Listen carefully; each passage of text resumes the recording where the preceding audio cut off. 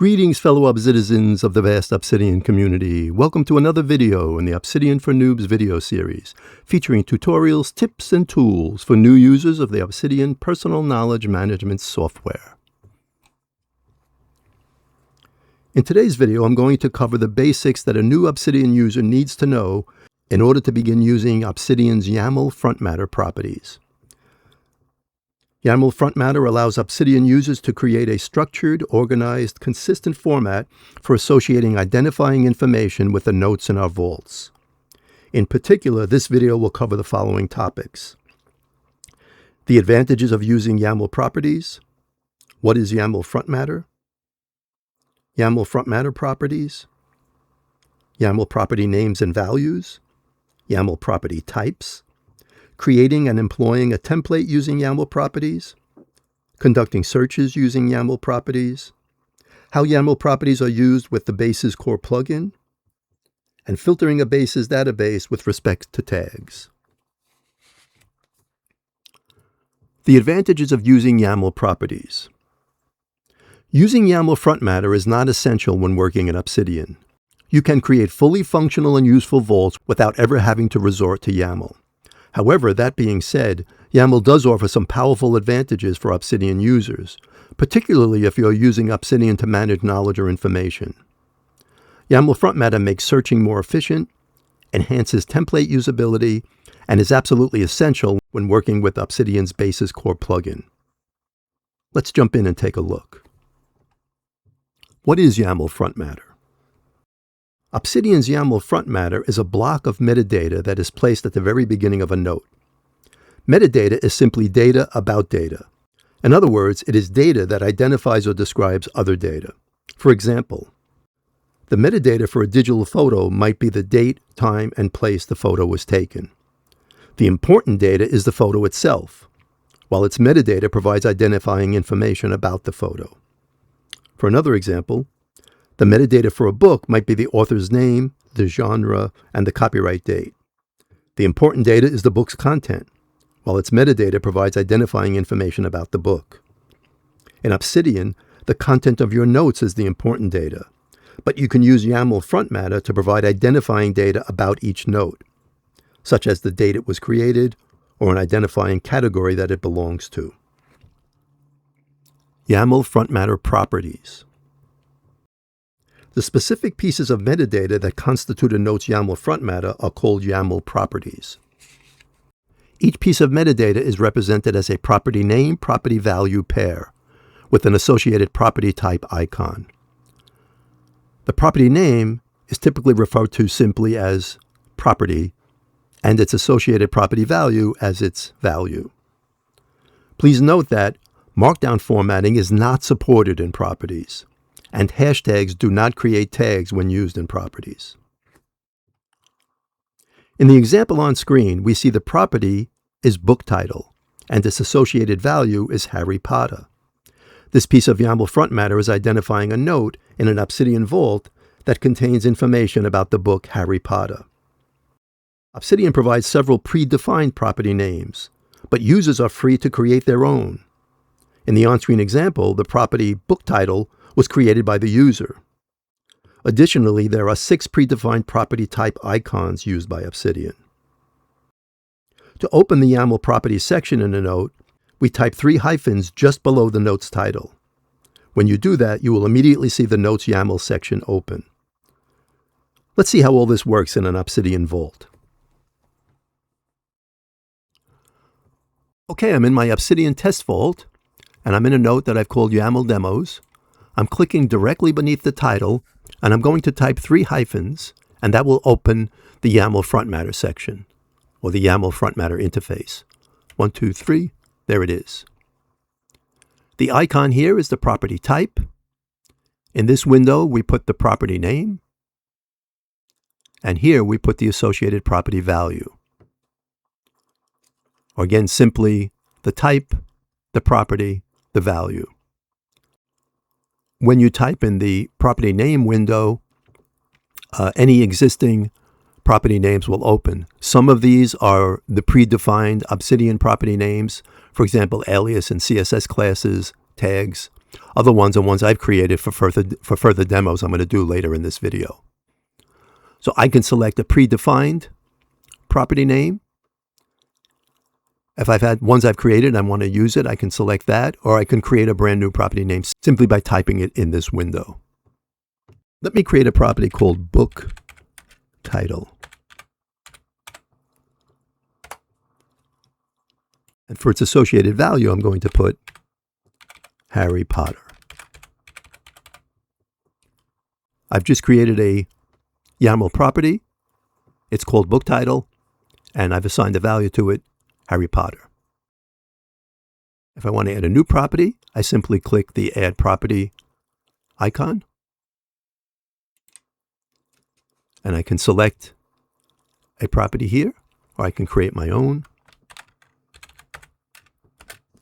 Let's call this one Book Author, and its value is J.K. Rowling. And you can continue on like that. If you want to remove a property, right-click on the icon and click Remove. Let's do it with the author. And you've deleted it. If I right-click on Properties and select Clear File Properties, I'll eliminate the entire YAML Frontmatter section that I've created here. I don't want to do that now. If we look at this in source mode, this is how the YAML Frontmatter looks in source mode. It's delineated by 3 hyphens at the beginning and 3 hyphens at the end. Each property name or each property appears followed by a colon, then there's a space and the associated property value. Now I can manually create properties and assign values here by following this format, or I can do it the way we saw before in the live preview mode. Let's go back and add that author name.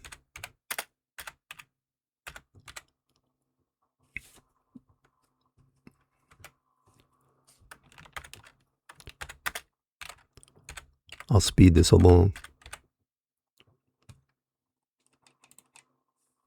If I go to source mode, you see that's been added to my YAML Frontmatter. I'll demonstrate the further details shortly, but just to go over this first phase, to create the YAML properties, in fact, let me eliminate the file properties completely. To open the YAML properties interface, directly beneath the notes title, type 3 successive hyphens. That opens up the interface. You've got the type icon here. It opens automatically in the property name window. You can select a predefined property name, a pre-created property name, a pre-user created property name, or you can create your own brand new property by simply typing its name here. Once you've created the property name, in this window, type the associated property value. And as we saw before, you can click the Add Property icon to continue to add more properties. Okay, those are the fundamentals. Let's go back to our discussion.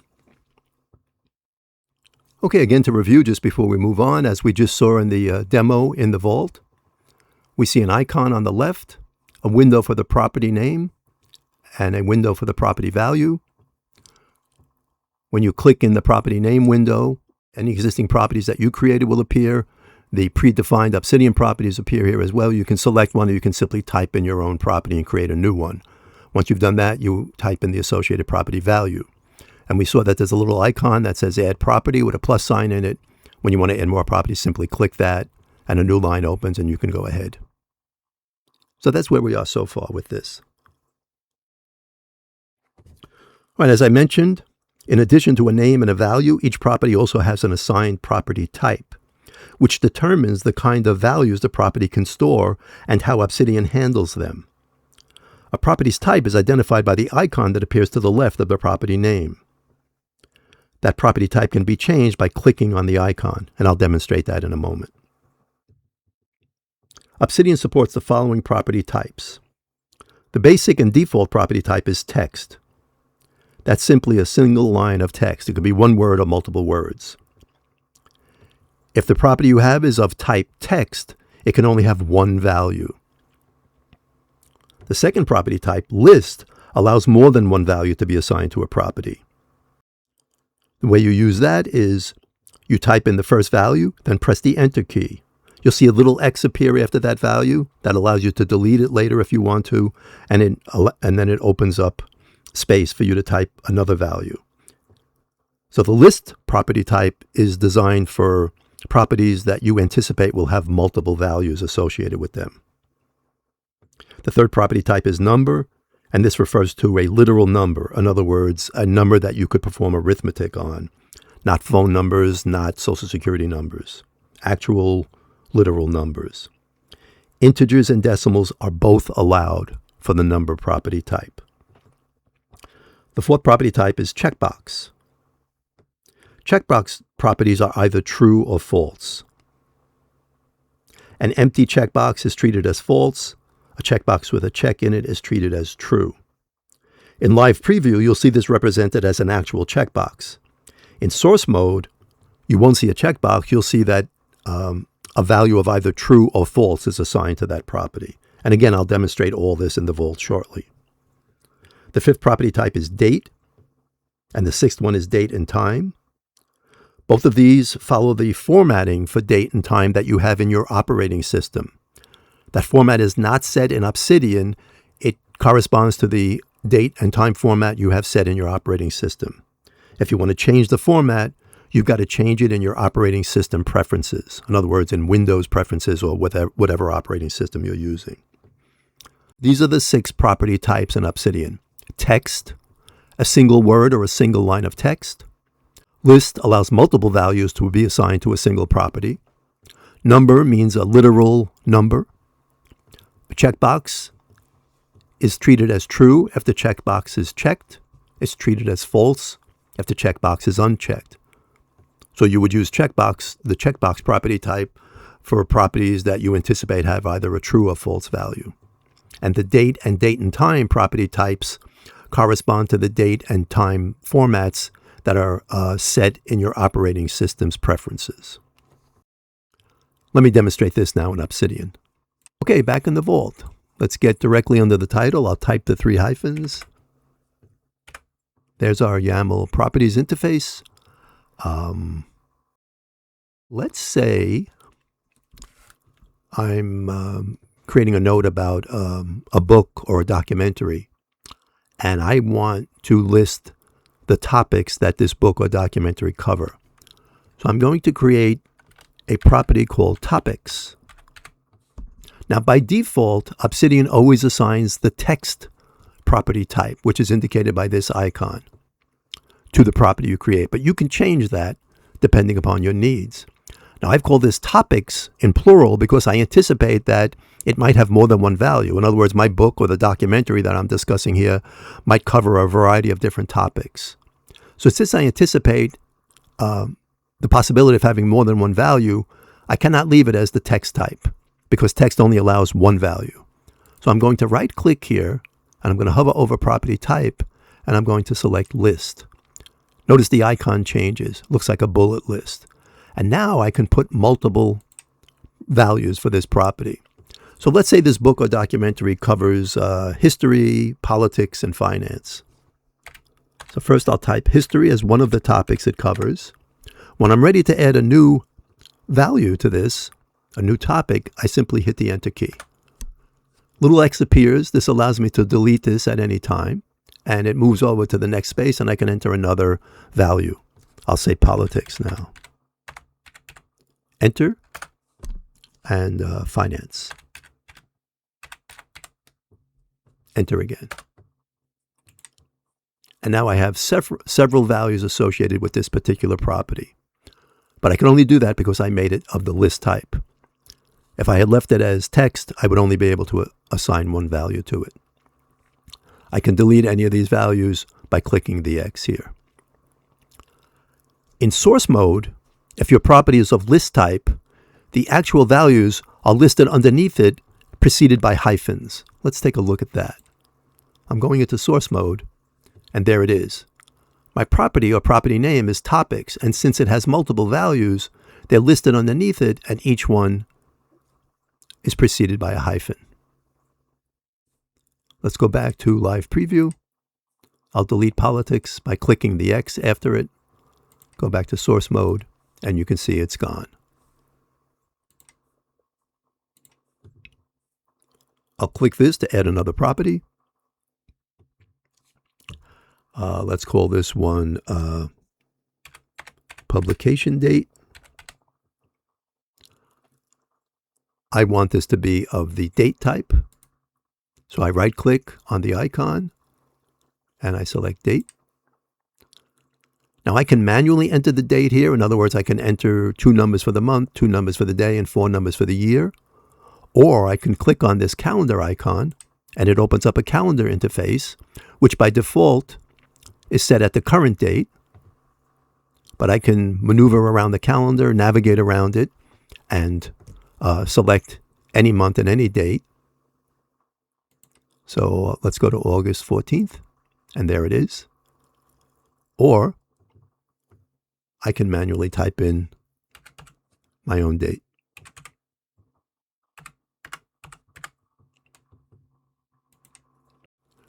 Again, the format that it uses is the date format that's set in my operating system. Another one, we'll call this one date time. Now I want to change the property type to the date and time. Notice the icon for this is a clock. And now I have a place to put the date and a place to put the time. If I click the calendar icon, it will default to the current date and the current time. I'm doing this on July 26th at 5:43 p.m. If I click today, I'll get that. But again, I can manually change any of these values that I want. Before I can click on this icon and select a property type, I first have to give it a property name.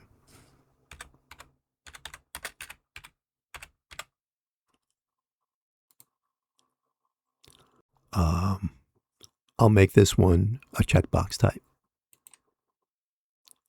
Now the checkbox is here, and it's not this. This is just the icon indicating it's of the checkbox type. There's a hyphen or a dash in here, meaning nothing's been done yet. If I click it, I check it, it's treated as true. If I click it again and uncheck it, it's treated as false. If I look at this in source mode, an unchecked box will have the value false associated with it, and a checked box will have the value true. So let's go into source mode. It's unchecked now, and notice it has the value false. If I go back, check it, now it's true. I could change that value here if I want to work in a manual format, but obviously the easier thing is here. All right, so that's a little demo of the various property types. Links are permitted in the text and list types. Let's look at that. I'll add a new property. I'll call it target. And I will make it, I'll leave it as the text type. And for the value, I'm going to create a link by typing 2 open brackets. And as Obsidian always does when you do that, it lists all the files in your vault and lets you select one to link to. So 2 open brackets, I'll select a note, and now it's linked to that note. It's an active link to that note. The same is true for the list type. I'll call it targets now. I'll change the type to list so I can have multiple values. And I'll just put any old thing here. Remember to hit the enter key to put a new value. Now for the third one, let's say I want to link to a note in my vault. I type 2 open brackets. I pick a note, and I have a link. So links are permitted in the text type and in the list type. Okay, I think that's about all I need to say about types here. Let's go back to our presentation. Okay, let me review before I move on. These are the 6 YAML property types. Text allows you to enter one value. It can be a single word or a line of text. List allows you to enter multiple values. Links are permitted, both in the text and list type. The number type refers to a literal number. The checkbox type is used for situations that are going to be true or false, and is presented as a literal checkbox. If it's checked, it's treated as true. If it's unchecked, it's treated as false. The date and time types utilize your operating system's date and time format settings. If you want to change the format, you've got to change it in your operating system, not in Obsidian, but in your operating system. Please note that once a property type is assigned to a property name, all properties with that name across your entire vault will use the same type. If I create a property name called subject and I assign it to type text, I cannot leave it as type text in one node and then try to assign a different type to that same property in another node. Once you've assigned a type to a property, it has that type throughout your entire vault. Okay, earlier in this video, I noted that YAML properties offer advantages with regard to searching, templates, and the Basis Core plugin. Let me demonstrate each of these now, and we'll begin with templates. So I'm going back to the vault. Okay, I'm in the vault, and I've created a note that I've called book template. And I've created 5 properties in the YAML properties section: author, genre, subgenre, publication year, and whether it's fiction or nonfiction. And I've left them all as type text. If I wanted a type called genres, then I would have made a list, and I could put multiple genres in there. Also, I could have made this one a checkbox and just called it fiction. And if it was checked, then that would be treated as true, meaning the book is a fiction book. If I left it unchecked, it's treated as false, which would mean the book is nonfiction. But to keep it simple, I'm leaving them all of the text type, and we'll work with it from there. And then down in the body of the note, I'm going to have the book summary. Now, of course, you could create a note with no YAML properties and have each of these as just an entry in the note, in the actual body of the note. But searching and using databases works much better when you make use of YAML properties. And again, that's what we're demonstrating now, the advantages of the YAML Frontmatter. And those advantages are with searching, using templates, and as I said before, absolutely essential if you're using the Basis Core plugin. Okay, so I have the template here. I have a folder on the left called Books, and I've created 3 sample notes there that utilize this template. So here's the book, Black Hawk Down. The title of the book is the note's title. That's the author. The genre is war. Here's a subgenre. It was published in 1999. It's a nonfiction book, and I have a summary of the book here. I created another note for the novel Catch-22. I added an extra property here called tags. I'm going to demonstrate that at the very end. But the author was Joseph Heller. Again, it's a war genre, and so forth. And then finally, Moby Dick, Herman Melville, literary fiction, 1851, and so forth. So, with our template and sample book notes now established, let's see how we can utilize YAML properties when conducting searches in an Obsidian Vault. Okay, so I'm going to go to the left side panel, and at the top I'm going to select the search option. And in search, I'm going to select property and select author. And notice immediately my notes that have the author property in its YAML Frontmatter pop up. Black Hawk Down with author Mark Bowden. This was the template I made. It had an author property in it naturally. Catch-22 with the author Joseph Heller, and Moby Dick with the author Herman Melville. And if I click on any of these, I'll go to that note. Let's do this. And we're at the catch-22 entry now. If I clear this, and instead I'll select property again and select genre, I get Black Hawk Down is of the war genre, as is Catch-22. Moby Dick is literary fiction. If I want to be specific, let's say I had a collection which would be more natural of, dozens or hundreds of notes about books, so that this listing would be huge. I could specify the particular genre I wanted. So I'm going to put war in there. That should narrow it down to just Black Hawk Down and Catch-22, because they're the only two that have the genre war. My template will drop out. Moby Dick should drop out. So war, there it is. You can see how searching by means of the property types is really, really effective. We know we can just search on words, we can search on tags and so forth, but this is a very organized, structured way to organize your information in your vault and then to do very concise, targeted searches. If I go back to the author property, again, everything comes up that has an author in it. If I'm only interested in Joseph Heller, I begin typing his name, and Obsidian immediately gives me the match. Now, I might have several books by Joseph Heller in my massive book collection. So if I wanted to see only the books by Joseph Heller, I simply do a search on his name, and I get that. So that's how you search on your YAML Frontmatter properties.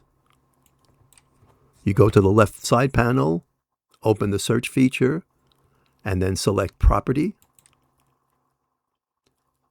and then select the particular property you're interested in, and then put in the value for that property that you want. So this time I'll put literary fiction for Moby Dick, and I get that. Again, YAML Frontmatter is not necessary for searches, but it really makes them much more efficient. And it also makes the organizing of your notes and the information in your vault more efficient as well. Okay, although YAML Frontmatter is not necessary for searching, it is essential if you're using the Obsidian Basis Core plugin. So let's look at that now. The Obsidian Basis Core plugin uses YAML properties to sort and filter the database tables it creates. In an Obsidian Basis database table, each row corresponds to a note in your vault, and each column corresponds to a particular YAML property. This is why understanding YAML properties is so crucial to understanding and using Obsidian's bases.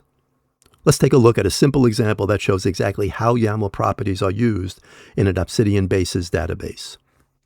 Okay, I've created a Basis database in my vault. Naturally, when you first create the database, it lists every single file in your vault. But I want to work with the little books example that I created before, so I want to narrow this down to my 3 books. And probably the easiest way to do that is to create a filter that targets this folder. So I'm going to click on Filter. Oh, before I begin, I have a video devoted exclusively to the Obsidian Basis Core plugin, and that covers that plugin in great detail. So if you really want to get deep into Basis, check out that video. I'm going to do just a very quick overview here because I'm really just focusing on the YAML properties. But for the quick overview, this is the Basis database. In fact, let me start from scratch here. Let's go to a note. Let me get rid of all this crap. And I will call up the command palette. And I'll select Basis, Create New Base. It immediately creates a database of every single file in my vault.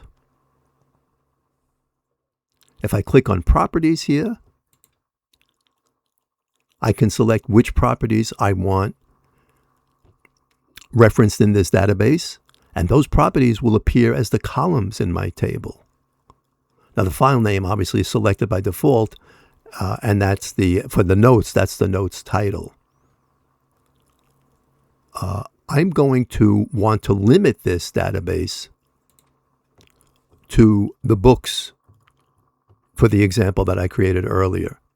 So I'm going to filter the database so that it only shows the files in this folder. So I click on Filter.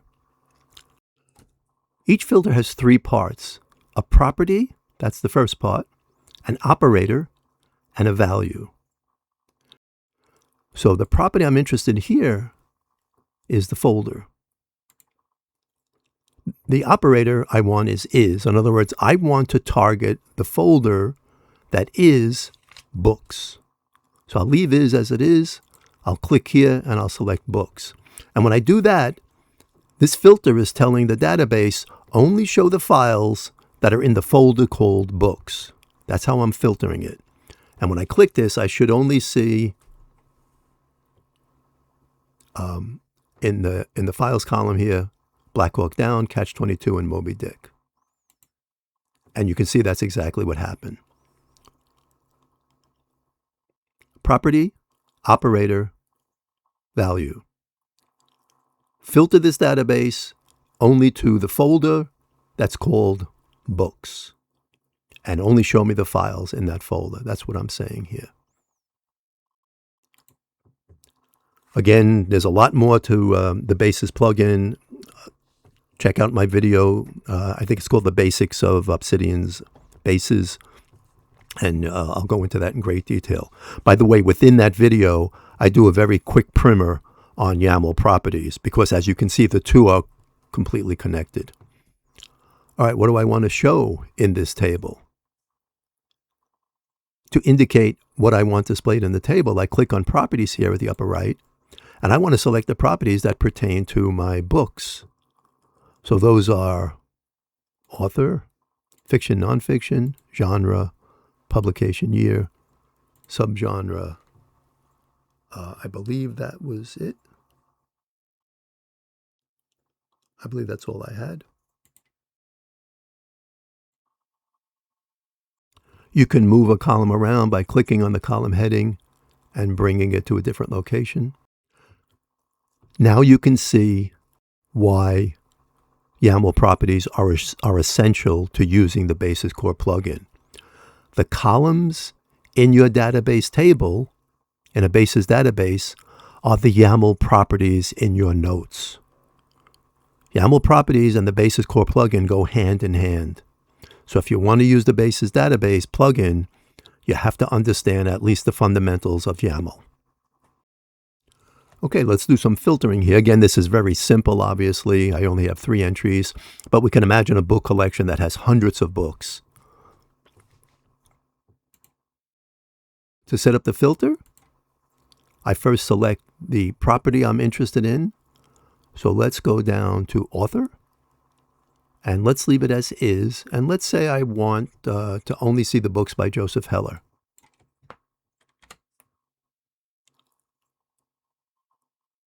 All of the values for that property type, all of the values for that property name are listed here, and I select the one I want.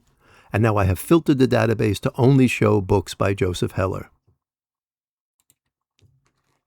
Let's go to our books folder. Whoops. Let's create a new note. And I'm going to create a new entry with another Joseph Heller book. I believe the title was Good as Gold. And I'm going to call up the command palette by pressing Control and P. And I'm going to select Insert Template. And I'm going to put my book template into this note. Right? That's the template that I created for my book notes with all my YAML properties here. The author is Joseph Heller.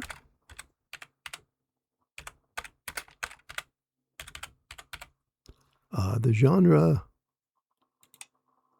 I don't know. It's neither one of these. I'm going to call it humor.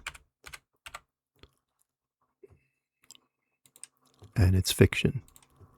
I don't know the other stuff. Just to have another entry here. And then we'll go back to our database.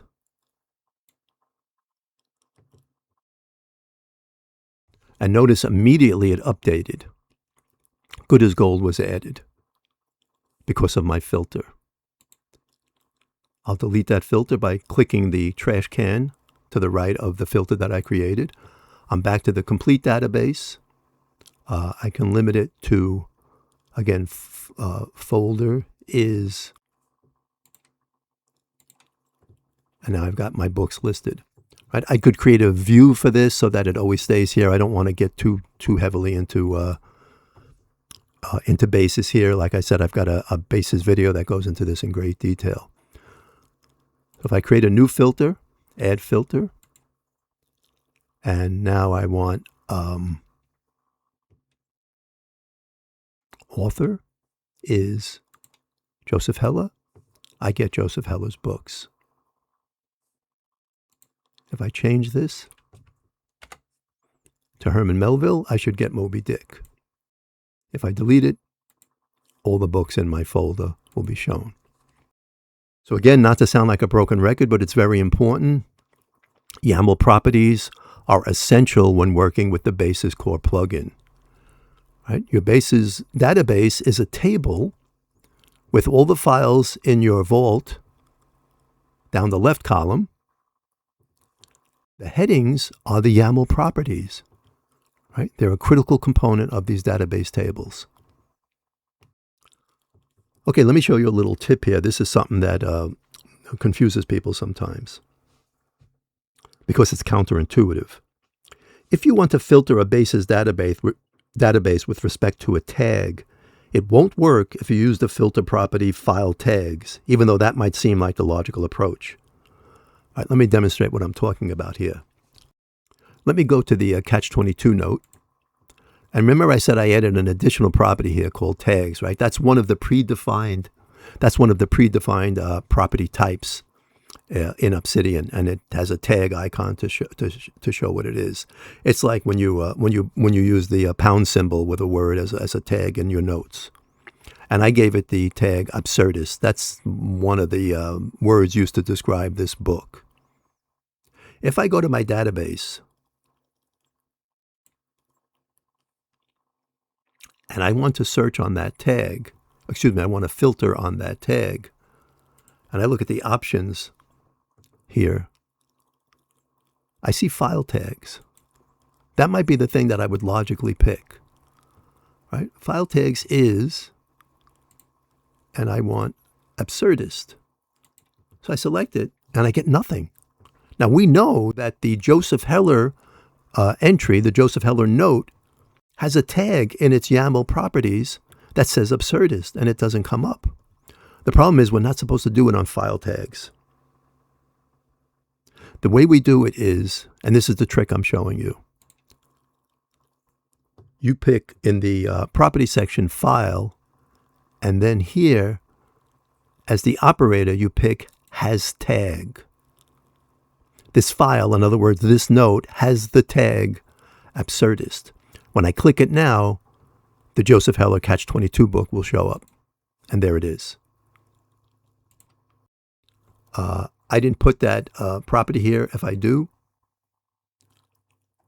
tags, we see it has the absurdist tag. Remember, I added that to the YAML of this particular note precisely to demonstrate that trick. So going back to the database, if you want to filter a database by tags, do not select file tags, even though that seems like the logical choice. You select file, and then the operator is has tag, and then you put the tag that you want to filter by. So there you have it, the basics of using Obsidian's YAML Frontmatter properties. As I noted at the beginning of this video, using YAML Frontmatter is not essential when working in Obsidian. You can create fully functional and useful vaults without ever having to resort to YAML. But I think that, after having watched the demonstrations presented in this video, you can appreciate the significant advantages offered by YAML properties, especially if you are using Obsidian for information knowledge management. For simple note-taking, YAML is entirely optional, but for information management, it is arguably essential. Okay, fellow Obsidizens, that's all I have for now. I'll see you in the next video. Happy note-taking.